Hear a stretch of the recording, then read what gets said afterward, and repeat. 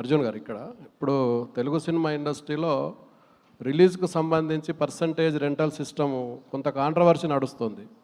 ఇది మీ తమిళ ఇండస్ట్రీలో కూడా ఉందా? ఇక్కడ మీరు దీన్ని ఎట్లా అర్థం చేసుకుంటారు? మీరు కూడా ఒక ప్రొడ్యూసర్ కదా. అవును సార్, నేను సినిమా రిలీజ్ అయిన తర్వాత ఈ గొడవలు స్టార్ట్ అయింది. సో ఈ డీటెయిల్ నాకు కొంచెం సరిగ్గా తెలియదు కాబట్టి ఐ కాంట్ ఆన్సర్ యూ.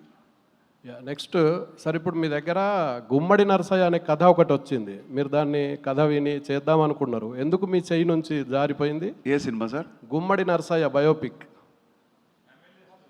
అవును అడిగారు సార్ నన్ను, కరెక్ట్ అడిగారు. తర్వాత రాలేదు, ఏంటో తెలియదు. వాళ్ళు రాలేదా? ఎవరది? వాళ్ళు రాలేదు. నేను అడిగాను. ఇన్ఫ్యాక్ట్ దానికి కొంచెం హోంవర్క్ చేశాను నేను.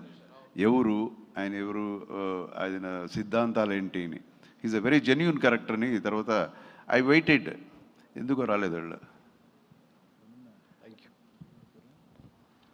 Sir, Arjun sir here. Sir, ఇప్పుడు ఎంత కాదనుకున్నా ఫ్యాన్స్ని సాటిస్ఫై చేయటం సినిమాల ద్వారా అనేది చాలా ఇంపార్టెంట్. రజనీకాంత్ గారికి జైలర్ లాగా, కమల్ హాసన్ గారికి విక్రమ్ లాగా, ఇది బ్లాస్ట్ అనేది మీ అభిమానులకి ఒక ఫుల్ మీల్స్ ఇచ్చే సినిమా లాగా అనుకోవచ్చు, ఒక యాక్షన్ మూవీ లాగా కూడా, నాట్ ఓన్లీ స్టోరీ. మీరే చెప్పండి ఆన్సర్ దీనికి.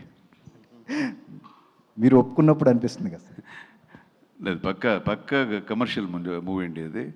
ఫ్యాన్స్కి చాలా నచ్చుతుంది. ఇందులో ఆల్మోస్ట్ ఒక 8-9 ఫైట్స్ ఉంటుంది కదా. 9 ఫైట్స్ ఉంటుంది సార్ ఈ సినిమాలో.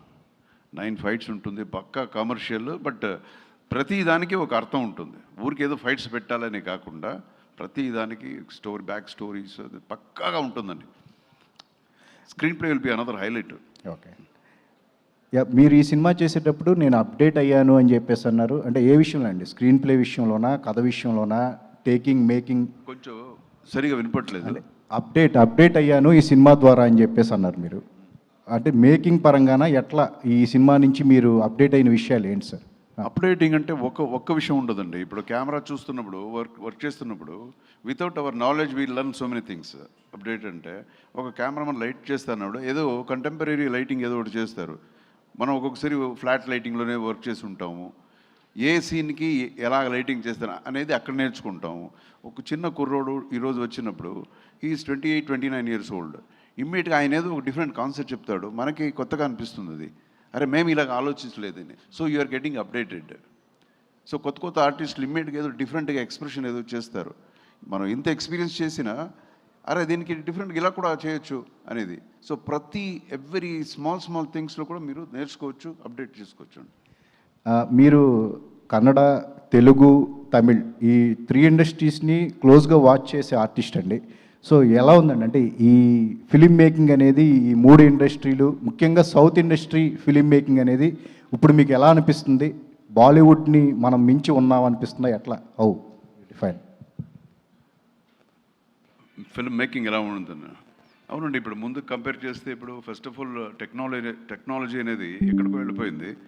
తర్వాత పెద్ద ఈ డైరెక్టర్స్ చాలామంది, ఇప్పుడు రాజమౌళి గారు, ఇక్కడ ప్రశాంత్ నీల్ గారు అండ్ రిషబ్ శెట్టి, వీళ్ళందరూ సినిమాని ఇంకొక లెవెల్కి తీసుకెళ్లారు. ఒక గ్లోబల్ సినిమా అనేలాగా తీసుకెళ్లారు. So it's a very nice thing. అక్కడ తెలుస్తుంది కదా మనకి పెరిగామని, వీఆర్ గ్రోయింగ్ అని తెలుస్తుంది కదా. సో అండ్ అగైన్ మన పుష్ప టెక్నికల్గా మీరు చూస్తే ఎంత బాగా చేశారు సినిమా. ఎన్ని రోజులు చేసిన మనకి, ఎన్ని రోజులు ఆడింది. మాట్లాడితే 300-400-1000 crores వసూలు అంటున్నారు. ఇదంతా ఏంటి? దిస్ ఇస్ గ్రోత్ కదా. So we are growing. Okay sir. Arjun sir here sir. Arjun sir ఇక్కడ మీ ఎదురుగా. మైక్ కూడా క్లోజ్ చేసేసుకొని నేను ఎక్కడని చూడాలి. ఓకే సార్, మాపల్లిలో గోపాలుడు వచ్చి ఆల్మోస్ట్ 1985 అంటే 40 years. సో అప్పటి నుంచి యాక్షన్ కింగ్ అనే 42 years. సో అప్పటి నుంచి యాక్షన్ కింగ్గా ఉండడం ఎంత టఫ్ సార్? అంటే ఏం లేదండి, ఈజీనే అండి. అది కన్సిస్టెంట్గా మన వర్క్ మనం చేస్తుండు. కొంచెం డిసిప్లిన్ లైఫ్, చేస్తే ఇది పెద్ద విషయం కాదండి. నాకేమో ఈజీగానే ఉంది ఇంతవరకు. అక్కడ ఎక్కడో సంబడి లాగా ఆశీర్వాదం చేస్తూ ఉంటారు. సో అది మన ఆడియన్స్ కూడా ఎప్పుడు మంచి సినిమా నువ్వు చేయని మేము చూస్తాము అనేది ప్రతి ఒక్కొక్క సినిమాలో కూడా వాళ్ళు they are proving the love, వాళ్ళ ఒక ప్రేమ. ఇంకా యాక్షన్ కింగ్గా ఉన్నానండి. అర్జున్ గారు సార్ ఇక్కడ సార్ అర్జున్ గారు ఇక్కడ మీ రైట్ సార్. సార్ ఇప్పుడు కొన్ని పర్టికులర్ జానర్స్ ఉంటాయి సార్. ఇది సక్సెస్ఫుల్ జానర్ యాక్చువల్లీ. ఒక కూతుర్ని సేవ్ చేసుకుని అనేది ఒక సక్సెస్ఫుల్ జానరా. అంతకుముందు సినిమాలు చూస్తే దృశ్యంలోనేమో చాలా థ్రిల్లర్ టైప్లో సైలెంట్గా ఉంటుంది. అలాగే మహారాజా అనే ఒక సినిమాలో విజయ్ సేతుపతి గారు కూడా సేమ్ కైండ్ ఆఫ్ స్టోరీనే ఉండొచ్చేమో అనిపిస్తుంది మీకు టీజర్ చూస్తుంటే. నిజమేనా సార్? అవును కాదు అని ఎందుకు చెప్పాలి మీకు? పిక్చర్ చూడండి. అదే ఇన్ని విషయాలు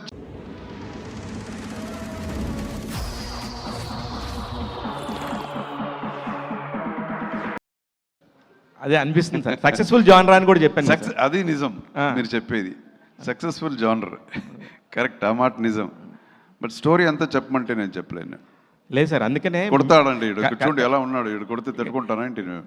అందుకనే ఫైట్ మాస్టర్ కాబట్టి మీ దగ్గరికి వచ్చిందేమో ఈ కథ అనేది నా ఉద్దేశం, అంతే.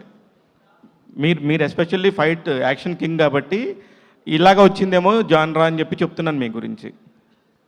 అదే ఆ ఫైట్ మాత్రమే కాదండి, చాలా వేరే విషయాలు కూడా పెట్టారు సినిమాలో. అది మీరు సినిమా చూస్తే తెలుస్తుంది. It's not only fight. ఎందుకు ఫైట్ అనేది ఒక క్వశ్చన్ వచ్చినప్పుడు అప్పుడే రియల్ పాయింట్ వస్తుంది సినిమాలో. ఇంకా 2 daysలో రిలీజ్ పెట్టుకొని ఇప్పుడు ప్రమోషన్ చేస్తే ఏమైనా హెల్ప్ అవుద్ది అనుకుంటున్నారా సార్ సినిమాకి?